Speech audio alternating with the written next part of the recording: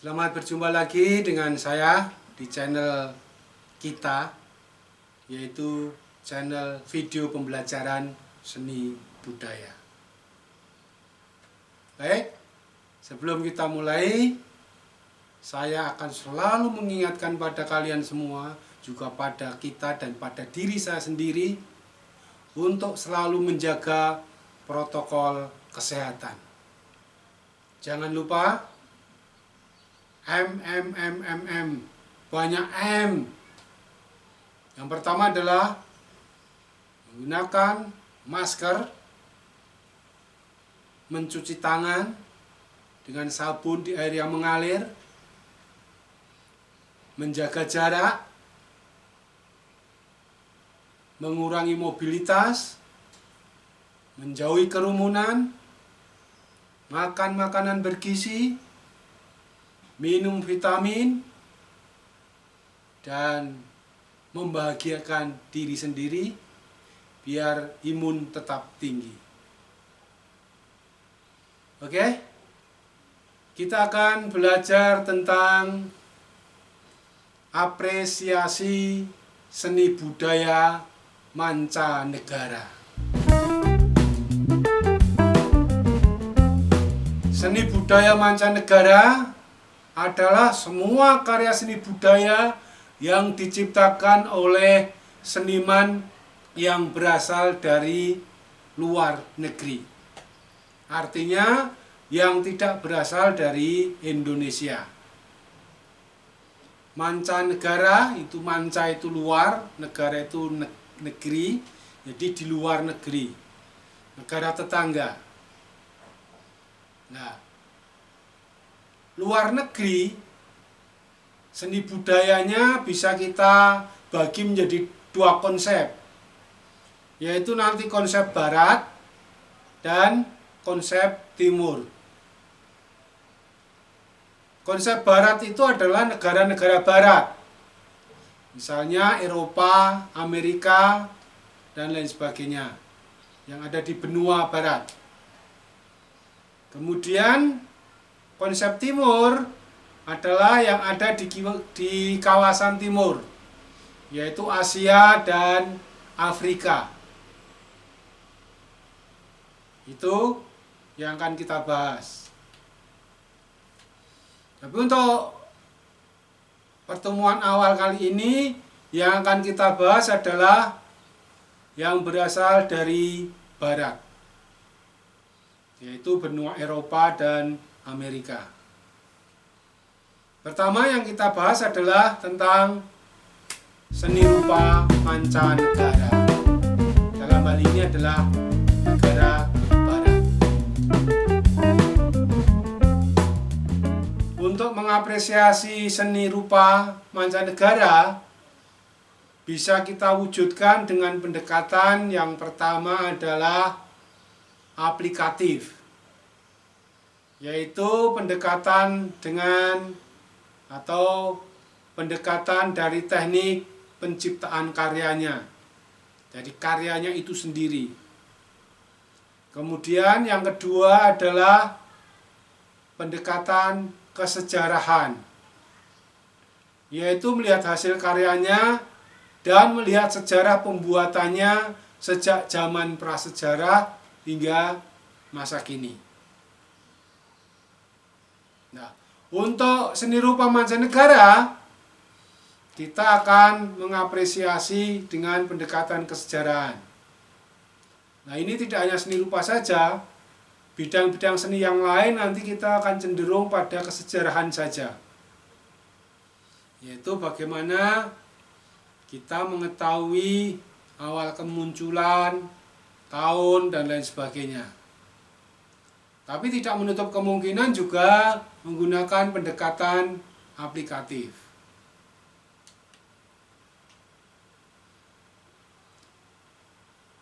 Seni rupa barat akan kita mulai dari Eropa klasik. Seni rupa Eropa klasik itu mengalami perkembangan di pusat negara Yunani dan Romawi, yang juga katanya merupakan pusat peradaban dunia di masa lalu. Semua peradaban dunia ini berasal dari Yunani. Karya seni rupa yang berkembang di Yunani ya antara lain seni bangunan, seni kriya, dan juga seni rupa, khususnya patung. Seni bangunan Yunani itu kebanyakan berbentuk istana, bangunan megah yang lainnya. Tapi juga ada seni lukis yang bercorak dekoratif dengan objek alam. Seni patungnya juga ada terbuat dari batu pualam dan juga dari kayu. Sedangkan seni bangunan Romawi diantaranya berupa tempat pertunjukan dan tugu-tugu, gapura. Peninggalan krianya berupa bejana, vas bunga, kerajinan logam juga ada. Seni lukis Romawi adalah hasil gabungan seni lukis Mesir dan Yunani yang dibuat dengan teknik mosaik. Seni patungnya meniru gaya Yunani dan seni reliefnya kebanyakan bertema sejarah. Itu adalah Eropa klasik, Yunani dan Romawi.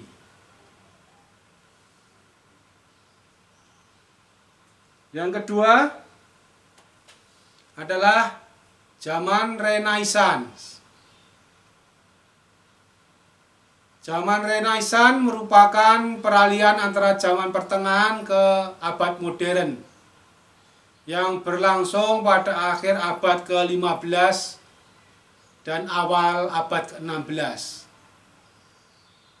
Pada zaman ini, seni rupa, sastra, musik itu berkembang pesat. Dan bahkan ilmu pengetahuan dan seni juga berkembang zaman Renaissance ini. Tokoh-tokoh besar pada zaman Renaissance adalah Leonardo da Vinci dengan karya lukisnya apa? Ya, Mona Lisa. Kemudian ada Michelangelo Buonarroti. Kemudian di ilmu pengetahuan ada Galileo Galilei. Itu tokoh-tokoh yang ada pada zaman Renaissance.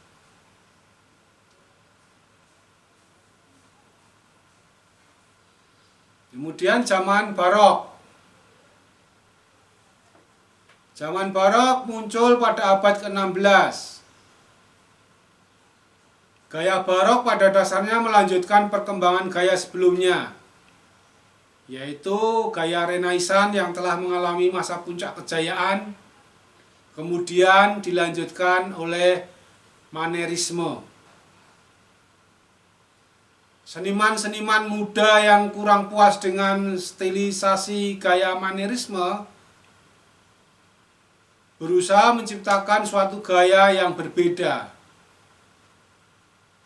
yaitu gaya ini. Gaya Barok berkembang di seluruh Italia dan Spanyol, juga Perancis, Eropa Utara, Inggris. Di Inggris ini dengan patron di kalangan kerajaan. Jadi didukung oleh kerajaan. Di Belanda, perkembangan seni cenderung sekuler atau non-religius. Arsitektur dan interior pada zaman ini tampil sangat megah, melanjutkan masa klasik. Namun lebih kaya akan ornamennya. Ornamen diterapkan secara penuh dan diinspirasi dari masa klasik yang banyak mengolah sulur-sulur, bunga-bunga, tetumbuhan, lekuan-lekuan yang diterapkan secara agak berlebihan dan seolah-olah bergerak dinamis.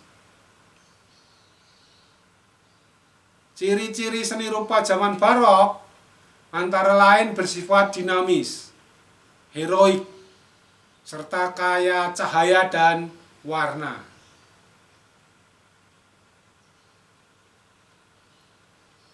Yang keempat adalah zaman Rokoko.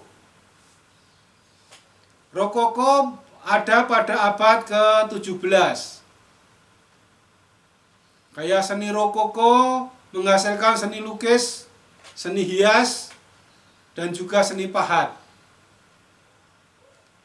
Tema seni lukis Rokoko itu dikemas dalam pemaknaan yang ringan, namun indah. Suasana damai, penuh fantasi dan keanggunan yang penuh gerak. Teknik lukis masih menggunakan pendekatan naturalistik. Rokoko banyak menerapkan warna-warna pastel untuk menggambarkan suasana yang lembut atau untuk penggambaran suasana yang lembut. Itu seni rupa yang ada di Eropa. Sebetulnya masih banyak lagi yang bisa kita apresiasi, tapi karena keterbatasan waktu, ya hanya saya ambil yang pokok-pokoknya saja, yang fenomenal saja. Kemudian selanjutnya adalah seni musik mancanegara.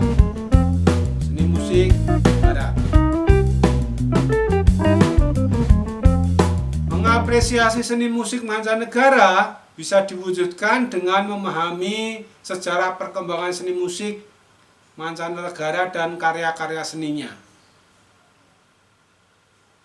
Perkembangan musik barat itu dibagi menjadi beberapa periodisasi, dan setiap periode itu memiliki ciri dan keunikan sendiri. Nah, pembagian periodisasi itu bisa dijabarkan seperti ini. Mulai dari musik kuno, kemudian zaman pertengahan, zaman Renaissance, musik barok, zaman klasik, zaman romantik, dan zaman modern atau impresionisme. Itu periodisasi perkembangan musik yang ada di barat. Kita bahas musik kuno. Musik kuno atau prasejarah merupakan perkembangan musik yang terjadi pada masa sebelum Masehi. Menurut hasil penelitian tentang musik, bahwa pada masa prasejarah itu ditemukan sebuah seruling yang bentuknya seperti shakuhachi yang berasal dari Jepang. Seruling ini terbuat dari tulang paha beruang gua yang diperkirakan sudah dipakai sekitar 40.000 tahun yang lalu. Berbagai jenis seruling dan alat musik yang menggunakan dawai atau senar telah ada juga sejak zaman peradaban di lembah sungai Indus. India itu memiliki salah satu tradisi musik tertua di dunia yang berasal dari kitab Veda. Pengumpulan paling awal dan terbesar alat musik prasejarah itu ditemukan di Tiongkok antara 7.000 dan 6.600 sebelum Masehi. Lagu-lagu hurian atau hurian song adalah kumpulan musik tertulis dalam tulisan kuno yang digali dari hurian di kota Ugarit yang diperkirakan telah ada sekitar 1400 sebelum Masehi. Jadi untuk musik kuno itu tersebar di seluruh dunia. Artinya tidak hanya di barat, tapi juga yang ada di wilayah timur juga. India, Tiongkok, dan lain sebagainya. Kemudian yang kedua adalah musik zaman pertengahan. Abad pertengahan merupakan masa kemunculan para sarjana Eropa yang banyak menjadi dasar pengembangan ilmu pengetahuan di masa kini, khususnya dalam musik. Pada abad pertengahan, seorang berkebangsaan Prancis bernama Guido Aretinius de Arezzo menemukan sistem membaca notasi. Musik pada zaman ini mengalami perkembangan yang pesat. Pusat kebudayaan pada abad ini ada pada gereja. Jadi pada zaman ini musik liturgi itu berkembang pesat.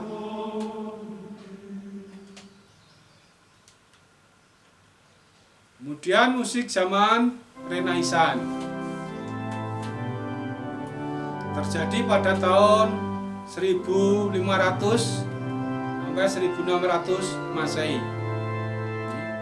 Masa Renaissance adalah bentuk masa yang kembali memakai nilai-nilai ajaran Romawi dan Yunani kuno. Musik yang digubah pada masa ini sekitar tahun 1450 sampai 1600 berupa musik nasik. Penentuan batas awal zaman musik ini sulit dilakukan karena tidak terdapat perubahan besar pada musik. Namun pada masa ini banyak bermunculan komponis-komponis terkenal.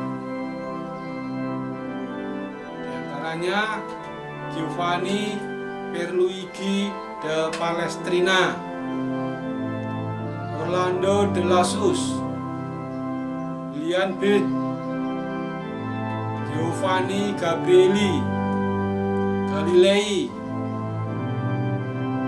Jean-Baptiste Lully, Jacques de Prez, dan Martin Luther King. Itu komponis-komponis zaman Renaissance. Kemudian musik barok. Musik pada zaman barok terjadi pada tahun 1600 sampai 1750 Masehi. Pada zaman barok ini berlangsung sesudah zaman Renaissance dan sebelum zaman klasik.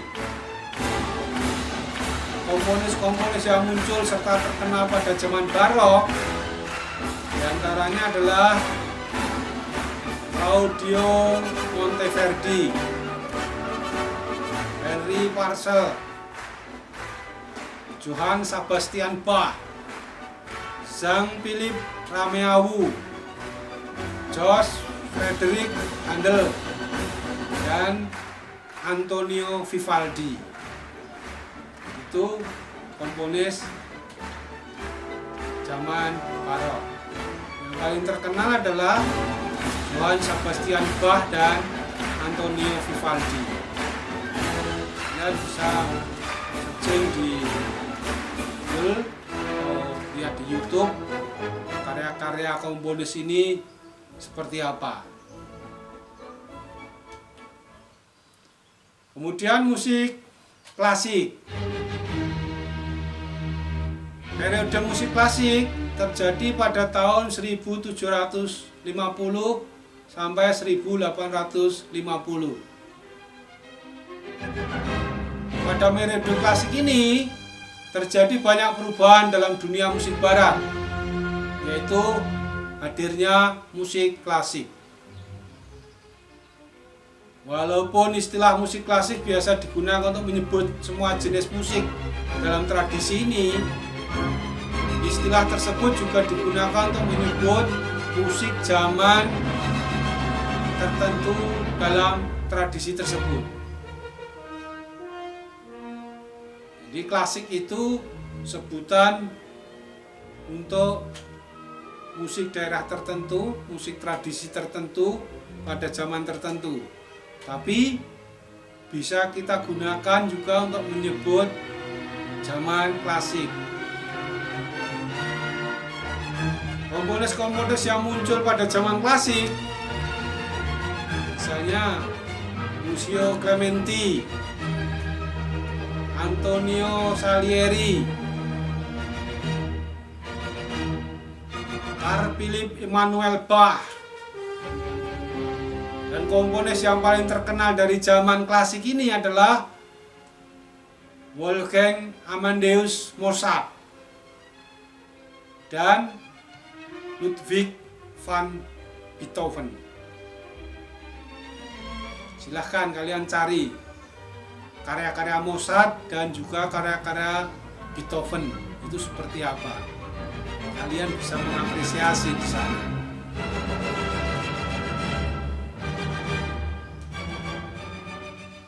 Kemudian zaman romantik. Zaman romantik mengacu pada periodisasi musik barat yang terjadi pada tahun 1820 hingga 1900 Masehi. Umumnya, musik zaman romantik selalu dikaitkan dengan gerakan romantik pada seni sastra, juga seni rupa, seni teater, dan juga filsafat. Walaupun pembatasan zaman yang digunakan dalam musikologi sekarang sangat berbeda dari pembatasan zaman ini dalam seni yang lain. Di seni musik dengan seni yang lain itu mungkin pembatasan waktunya berbeda. Yang jelas itu muncul 1780-an sampai dengan 1840-an. Zaman ini berlangsung sudah zaman klasik dan sebelum zaman modern. Komponis-komponis yang terkenal yang muncul pada zaman ini adalah Franz Schubert, Johann Strauss, Frederick Chopin, Richard Wagner, Hector Berlioz, Johannes Brahms. Kemudian zaman modern atau zaman impresionisme.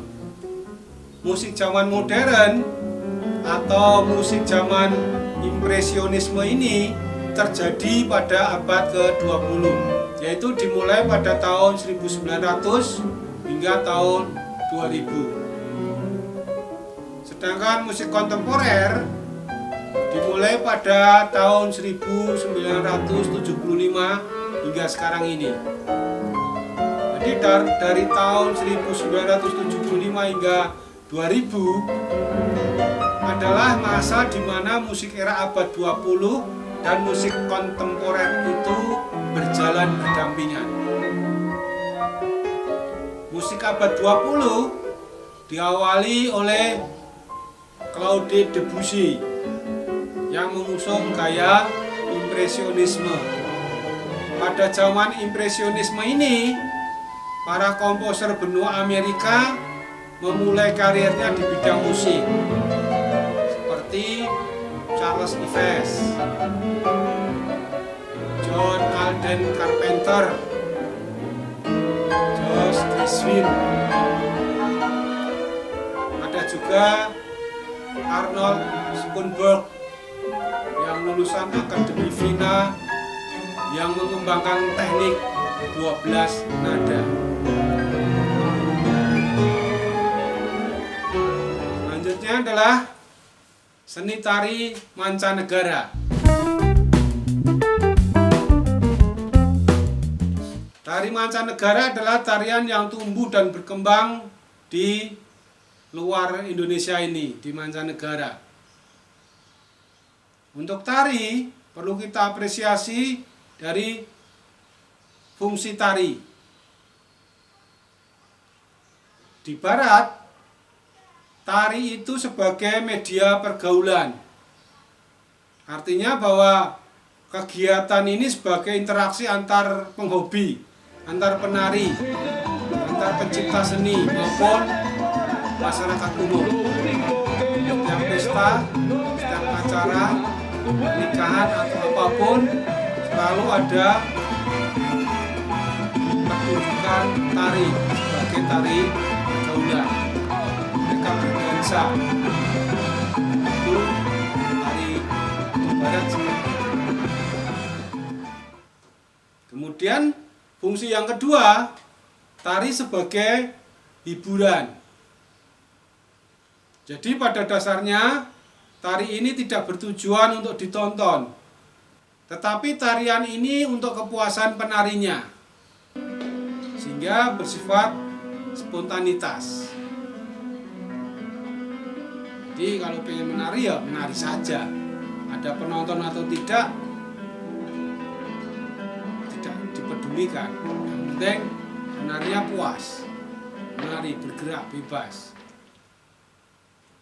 Kemudian fungsi yang ketiga adalah tari sebagai pertunjukan, yaitu tari yang disusun sengaja untuk dipertontonkan.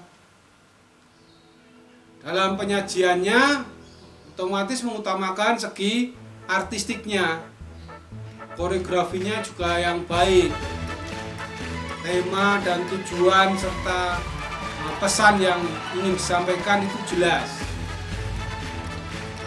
Itu fungsi tari mancanegara. Tapi fungsi yang paling utama adalah sebetulnya sebagai media pergaulan. Jadi kalau kita datang ke pesta, kalau kita tidak bisa menari, ya rasanya akan hilang itu percaya diri kalau kita bergaul. Tapi kalau kita bisa menari, bisa dansa, kita terjun di tempat pesta, udah penuh percaya diri. Itu fungsi-fungsi tari mancanegara. Nah, tari mancanegara juga kita bisa mengapresiasi ragam geraknya. Negara Barat itu negara feudalisme. Jadi ada perbedaan kasta dalam masyarakat. Bahkan juga dalam gerak tari. Ragam gerak tari yang didukung oleh para pekerja atau buruh biasanya berirama cepat, dinamis, dan romantis karena dilakukan di tempat terbuka. Ragam gerak yang muncul adalah gerak saling merespon, gerak saling mengisi ruang, sehingga para penarinya berpasang-pasangan, kemudian membentuk formasi melingkar, menyudut, berbanjar, dan lain sebagainya. Itu tari yang muncul atau didukung oleh para pekerja atau buruh. Ragam gerak yang muncul di karangan bangsawan itu berirama lembut, mengalun, sehingga muncullah gerak dengan garis lengkung dengan tumpuan dari yang kuat. Balet misalnya. Di kaum bangsawan pun mengembangkan gerak tari ballroom dance ini dengan tetap bergaya lembut, romantis, dan berdekatan. Apresiasi macam-macam tari mancanegara.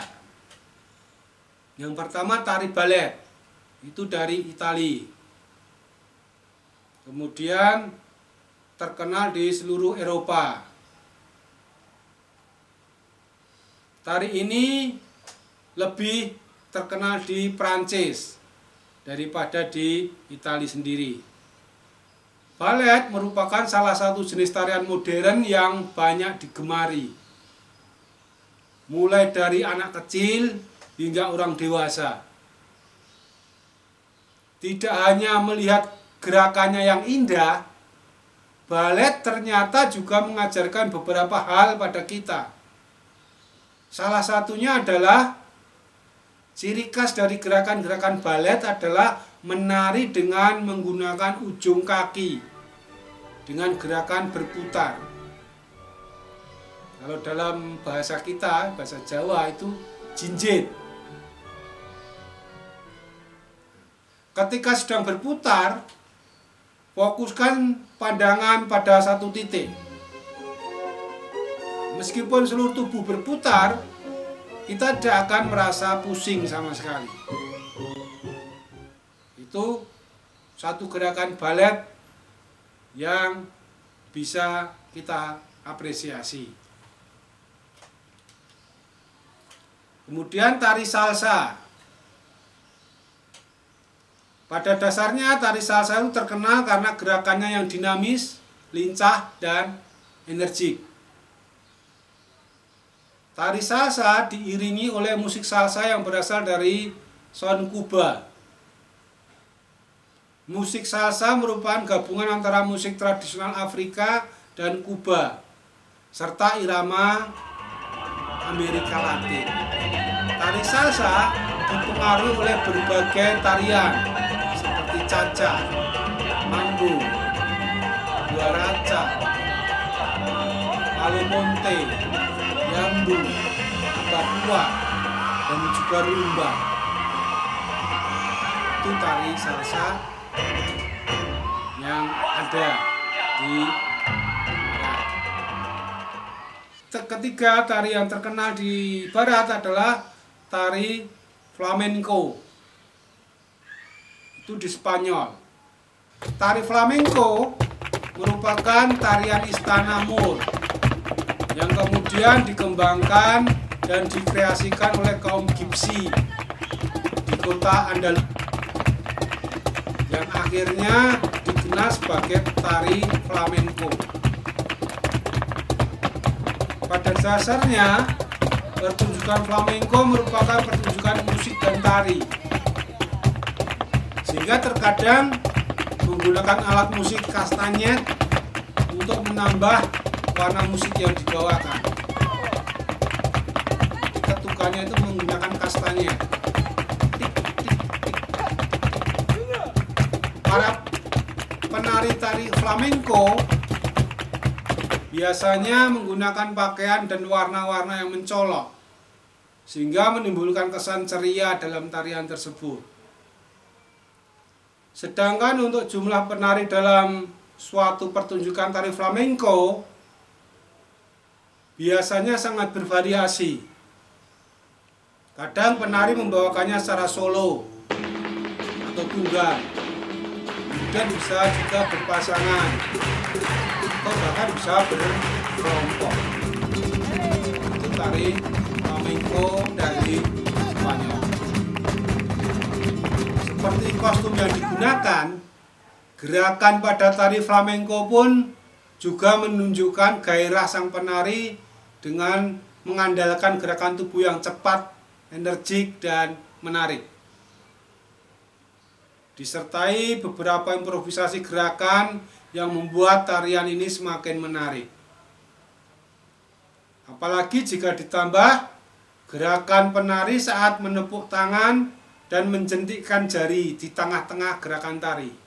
Meskipun para penari sering berimprovisasi dengan gerakan tari flamenco, namun tari flamenco tetap memiliki gerakan yang menjadi ciri khas dan tidak dapat dipisahkan dari tarian tersebut. Ciri khas dalam tari flamenco itu apa? Yaitu gerakan filigrano dan zapateado. Gerakan filigrano itu adalah gerakan di mana penari menaikkan tangannya, kemudian menyimpulkan telapak tangan yang diselingi dengan tepuk tangan dan jentikan jari penari. Sedangkan gerakan zapateado adalah gerakan di mana penari melengkungkan punggungnya sambil terus menghentakkan kaki mengikuti irama. ketika menampilkan tari flamenco, biasanya para penari seolah-olah sedang terlena dengan emosi yang timbul oleh musik dan tarian tersebut. Atau sering disebut dengan duende. Sehingga dalam membawakan tari ini, para penari pria dituntut untuk menampilkan sisi maskulinnya. Sedangkan penari wanita dituntut untuk menampilkan ketenangan yang disertai rasa bangga dan sensualitas. Itu tari flamenco.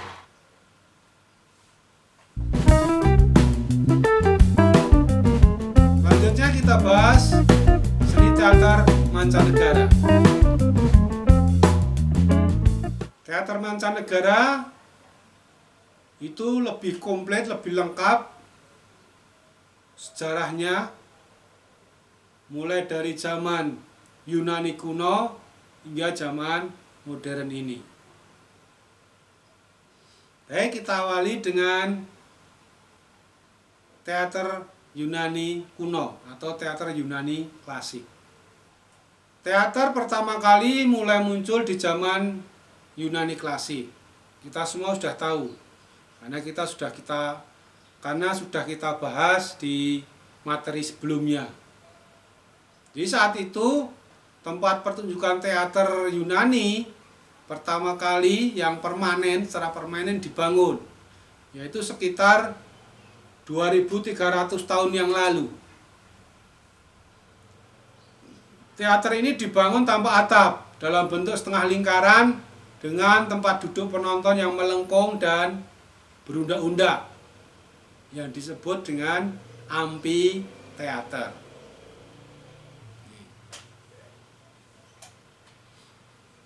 Teater Yunani klasik, cerita yang dimainkan adalah tragedi yang membuat penonton tegang, takut, dan kasihan, serta juga cerita komedi yang lucu, kasar, dan sering mengkritik tokoh terkenal pada waktu itu. Selain itu, teater Yunani kini berkembang luas menuju perkembangan kehidupan kultural, yaitu pencampuran dua budaya. Dan hal ini juga merupakan titik tolak serta penunjang munculnya sejarah teater barat, seperti yang sudah berkembang pesat hingga saat ini. Penulis cerita yang terkenal dari Yunani kuno adalah Sophocles, yaitu tahun 496 sampai 406 sebelum Masehi. Dengan karya tragedi yang sangat terkenal, triloginya ada Oedipus the King, Oedipus et Kolonos, dan Antigone. Kalau di Indonesia diterjemahkan Oedipus Sang Raja, Oedipus di Kolonos, dan Antigone. Itu sudah ada terjemahan di dalam bahasa Indonesia, ada naskahnya, kalian bisa mencari. Kemudian penulis yang terkenal kedua adalah Aristophanes, hidup tahun 448 sampai 380 sebelum Masehi. Aristophanes adalah penulis naskah drama komedi. Dengan karyanya yang sangat terkenal adalah Lysistrata. Kemudian juga ada The Cloud, ada The Frog, ada The Bird.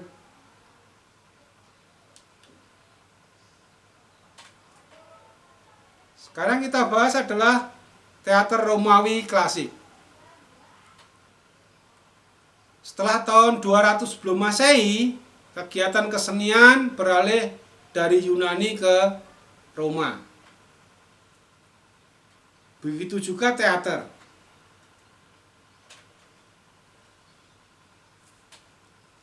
Namun mutu teater Romawi tak lebih baik dari teater Yunani.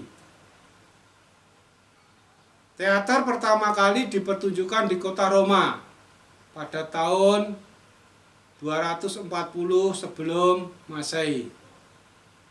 Pertunjukan ini diperkenalkan oleh Livius Andronicus, seniman Yunani.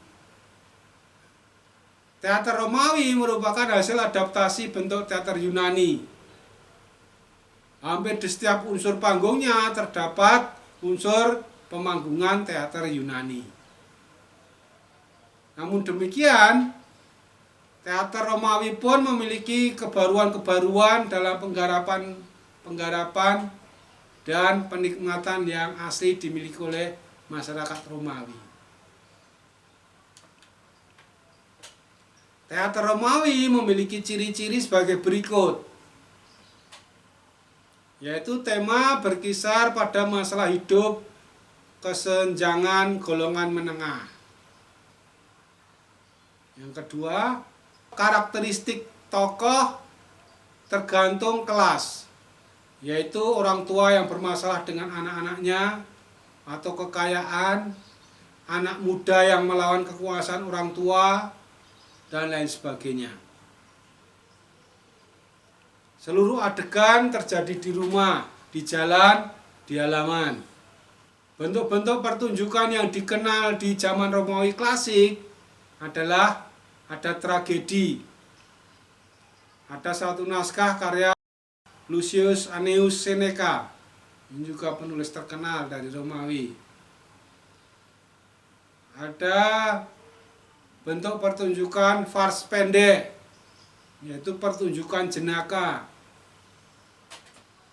Ada juga mime yang sifatnya lucu, singkat, dan improvisasi.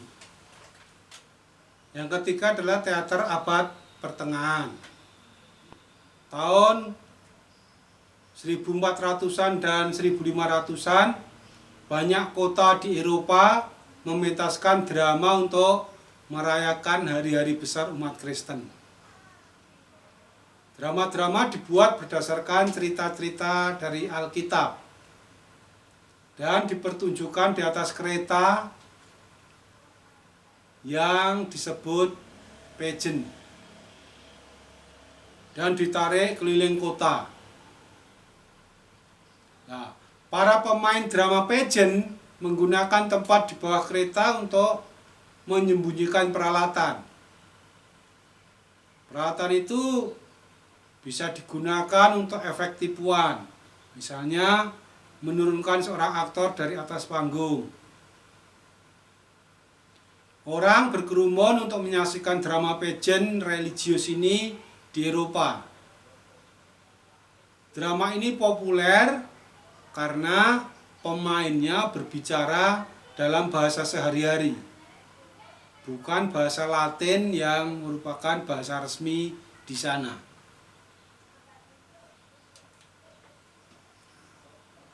Ciri-ciri teater abad pertengahan ini bisa kita apresiasi. Yang pertama, drama dimainkan oleh aktor-aktor yang belajar di universitas, sehingga dikaitkan dengan masalah filsafat dan agama. Yang kedua, aktor bermain di panggung di atas kereta yang dibawa berkeliling menyusuri jalan, yang disebut pageant. Yang ketiga, drama banyak disisipi cerita kepahlawanan yang dibumbui cerita percintaan. Yang keempat, drama dimainkan di tempat umum dengan memungut bayaran. Jadi penonton yang datang membayar baru bisa melihat. Nah, dramanya, naskahnya ini tidak memiliki nama pengarang. Makanya kita kesulitan dalam mencari naskah abad pertengahan ini, naskahnya siapa, judulnya apa, kita kesulitan. Kemudian zaman Renaissance. Sejarah abad 15 dan 16 ditentukan oleh penemuan-penemuan penting, yaitu misalnya penemuan mesin, kompas, mesin cetak, dan lain sebagainya. Semangat baru muncul untuk menyelidiki kebudayaan Yunani dan Romawi klasik. Semangat ini yang disebut dengan Renaissance. Renaissance itu berasal dari kata renaître, yang berarti kelahiran kembali manusia untuk mendapatkan semangat hidup baru. Gerakan yang menyelidiki semangat ini disebut gerakan humanisme. Pusat-pusat aktivitas teater di Italia adalah di istana dan akademi. Di gedung-gedung teater milik para bangsawan inilah dipentaskan naskah-naskah yang meniru drama-drama klasik. Itu zaman Renaissance. Ada 3 jenis drama yang dikembangkan, yaitu tragedi, komedi, dan pastoral, atau drama yang membawakan kisah-kisah percintaan antara dewa-dewa dengan para pengembala di daerah pedesaan. Ciri-ciri teater zaman Renaissance adalah sebagai berikut. Naskah lakon yang dipertunjukkan meniru zaman Yunani klasik. Yang pertama. Yang kedua, cerita bertema mitologi atau juga kehidupan sehari-hari. Yang ketiga, tata busana dan setting yang dipergunakan sangat dekoratif. Yang keempat, pelaksanaan bentuk teater diatur oleh kerajaan maupun universitas. Yang kelima, menggunakan panggung proscenium, yaitu bentuk panggung yang memisahkan area panggung dan penonton. Panggung proscenium itu panggung yang hanya bisa dilihat dari satu arah depan saja. Jadi ada pemain ada di panggung proscenium, kemudian nanti ada penonton di auditorium. Satu arah hadap.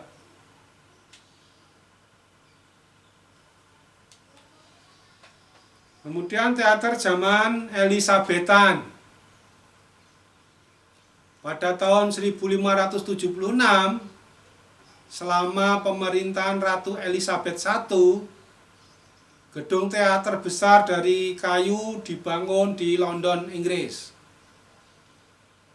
Gedung ini dibangun seperti lingkaran sehingga penonton bisa duduk di hampir seluruh sisi panggung. Gedung teater ini sangat sukses sehingga banyak gedung sejenis dibangun di sekitarnya. Salah satunya yang disebut dengan Globe. Gedung teater ini bisa menampung 3.000 penonton. Penonton yang mampu membeli tiket duduk di sisi-sisi panggung. Mereka yang tidak mampu membeli tiket ya berdiri di sekitar panggung, agak menjauh. Globe mementaskan drama-drama karya William Shakespeare. Kalian tahu William Shakespeare itu apa? Karyanya itu apa saja? Ya, yang terkenal adalah Romeo and Juliet. Nah, tentu kalian semua tahu, pernah mendengar Romeo and Juliet. Itu adalah karya dari William Shakespeare yang ditulis sekitar tahun 1500-an. Artinya itu sudah sekitar 600 tahun yang lalu. Tapi sekarang masih update. Romeo and Juliet itu menjadi legenda.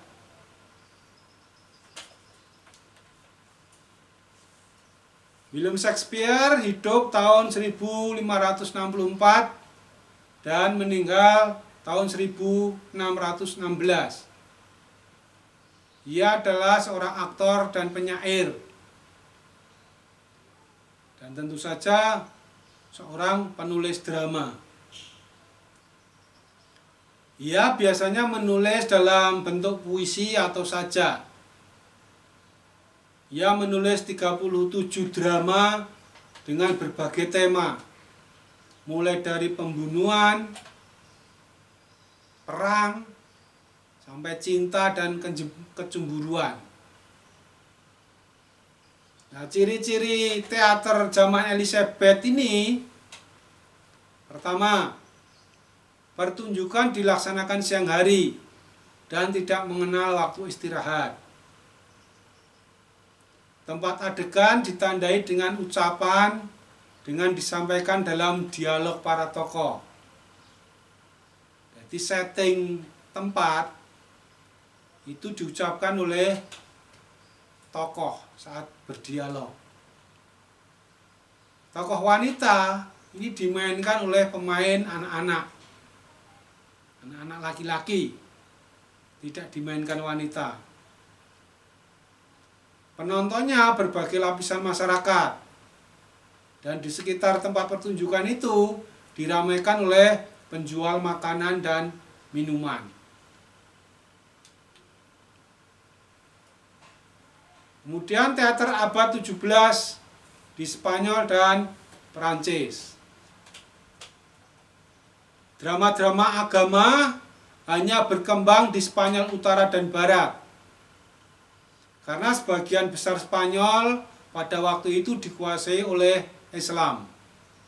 Ketika kekuasaan Arab dapat diusir dari Spanyol, kira-kira tahun 1400-an, maka drama dijadikan salah satu media untuk menghistorikan kembali bekas jajahan Arab.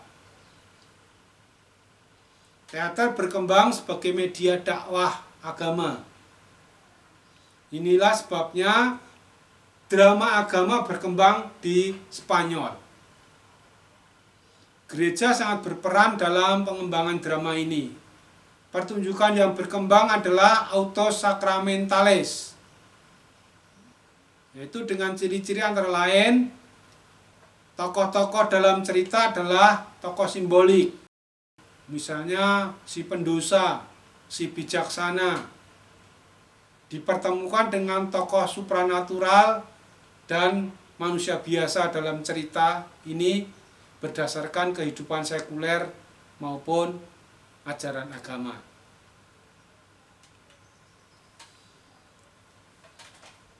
Dipertunjukkan di atas kereta kuda yang dinamai karos. Kereta kuda ini juga membawa setting, membawa peralatan. Pertunjukan dilakukan oleh rombongan profesional yang selalu berhubungan dengan gereja. Pertunjukannya selalu diselingi tarian dan pada saat istirahat diisi dengan farce pendek.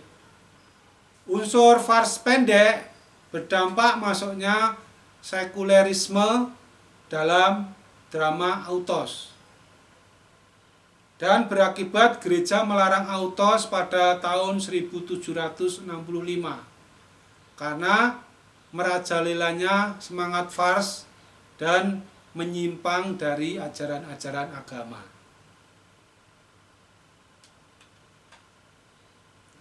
Pada abad 17, teater di Prancis juga menjadi penerus teater abad pertengahan, yaitu teater yang mementingkan pertunjukan dramatik, bersifat seremonial, dan ritual kemasyarakatan.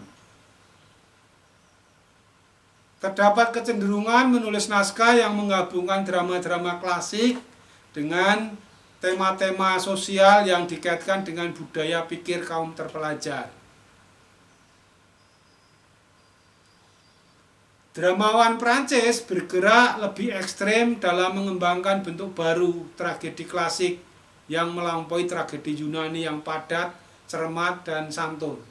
Lahirlah klasisme baru atau neoklasik yang memiliki konvensi sebagai berikut. 1. Mengikuti dan memahami konsep pembuatan naskah klasik. 2. Menjaga kemurnian tipe drama. 3. Setia pada kaidah klasik. 4. Berorientasi pada fungsi drama. 5. Menitik beratkan pada konsep tentang kebenaran dan moral kebaikan.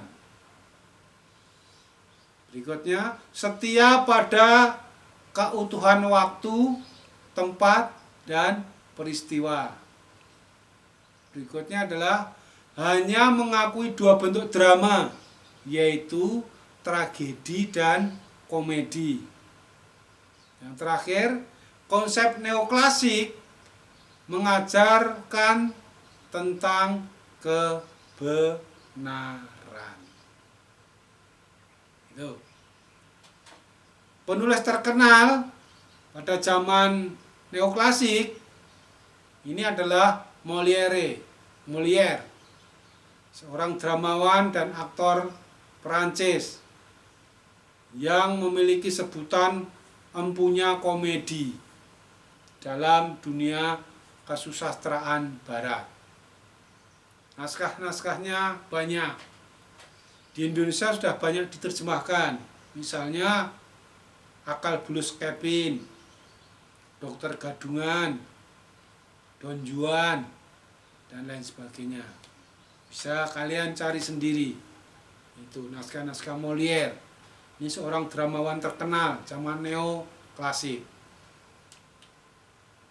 Berikutnya adalah teater restorasi di Inggris. Zaman restorasi adalah zaman kebangkitan kembali kegiatan teater di Inggris. Setelah kaum Puritan yang berkuasa menutup kegiatan teater, segala bentuk teater dilarang. Namun setelah Charles II ini berkuasa kembali, ia menghidupkan kembali teater. Adapun ciri-ciri teater zaman restorasi ini adalah 1. Tema cerita bersifat umum dan penonton itu sudah mengenal ceritanya. 2. Penonton tidak lagi semua lapisan masyarakat, tapi hanya kaum menengah dan kaum atas. 3. Pertunjukan diselenggarakan di gedung prosenium. 4. Setting panggung bergambar perspektif dan lebih bercorak umum, misalnya taman, istana, dan lain sebagainya. Selanjutnya adalah teater abad 18, di mana pada abad 18 teater di Prancis dimonopoli oleh pemerintah dengan komedi Prancis. Secara tetap mereka itu mementaskan komedi dan tragedi. Sedangkan untuk bentuk Eropa atau drama pendek itu dipentaskan oleh rombongan-rombongan teater Itali, yaitu komedi Italienne, yang biasanya mementaskannya di pasar-pasar malam. Sampai akhir abad ke-17, Prancis menjadi pusat kebudayaan Eropa. Drama Prancis yang neoklasik menjadi model di seluruh Eropa. Selama abad ke-18, Italia berusaha mempertahankan bentuk commedia dell'arte. Penulis besarnya adalah Carlo Goldoni. Karyanya berupa komedi yang kebanyakan agak sentimental. Kemudian teater awal abad ke-19. Drama romantik berkembang antara tahun 1800 hingga 1850. Karena memudarnya gagasan neoklasik dan terjadi peristiwa Revolusi Prancis.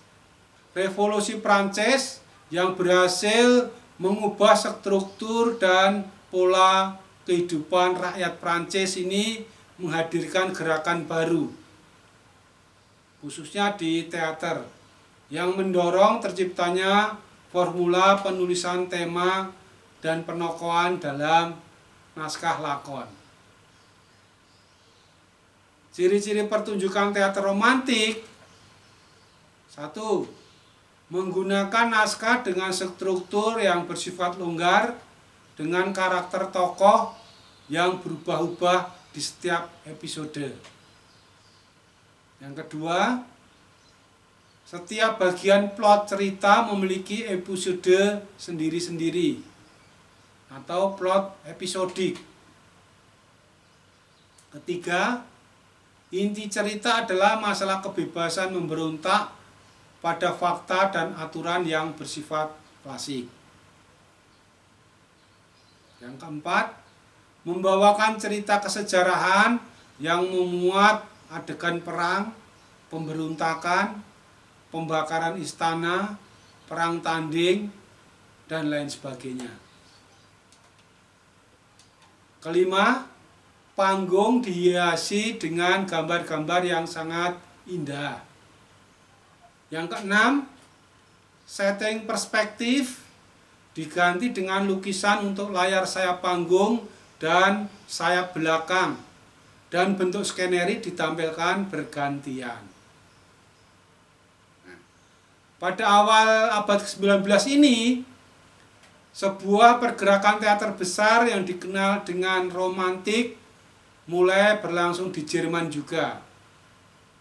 Pengarang Jerman, yaitu Henry van Cleef, yang dikenal sebagai penulis lakon terbaik zaman itu, naskahnya yang terkenal adalah The Broken Jacks.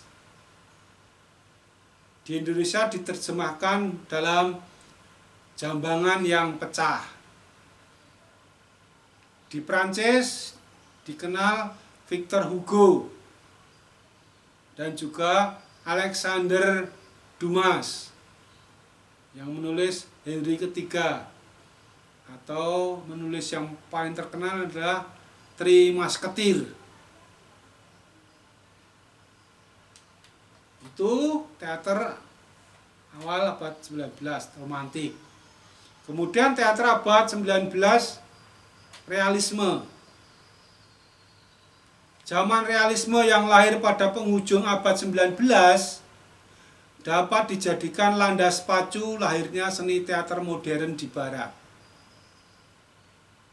Penanda yang kuat adalah timbulnya gagasan untuk mementaskan lakon kehidupan di atas pentas dan menyajikannya seolah peristiwa itu terjadi secara nyata. Gagasan ini melahirkan konvensi baru dan mengubah konvensi lama yang lebih menampilkan seni teater sebagai sebuah pertunjukan yang memang dikhususkan untuk penonton. Tidak ada lagi pamer keindahan bentuk akting dan puitika kata-kata dalam realisme. Semua ditampilkan apa adanya seperti sebuah kenyataan kehidupan. Diiringi pula dengan perkembangan teknologi yang dapat digunakan untuk mendukung artistik pentas.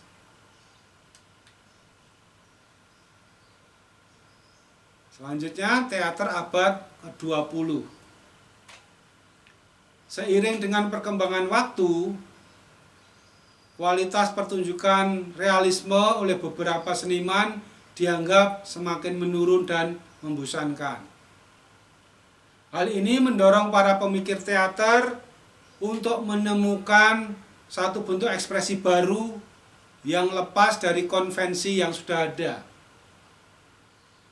Nah, pada awal abad 20 inilah istilah teater eksperimental itu berkembang. Banyak gaya baru yang lahir baik dari sudut pandang pengarang, sutradara, aktor, maupun penata artistik. Tidak jarang usaha mereka berhasil dan mampu memberikan pengaruh seperti gaya simbolisme, surrealisme, epik, dan juga absurd. Usaha pencarian kaidah artistik yang dilakukan oleh seniman teater modern ini mengantarkan pada keberagaman bentuk ekspresi dan makna keindahan. Itu apresiasi teater mancanegara, khususnya teater barat.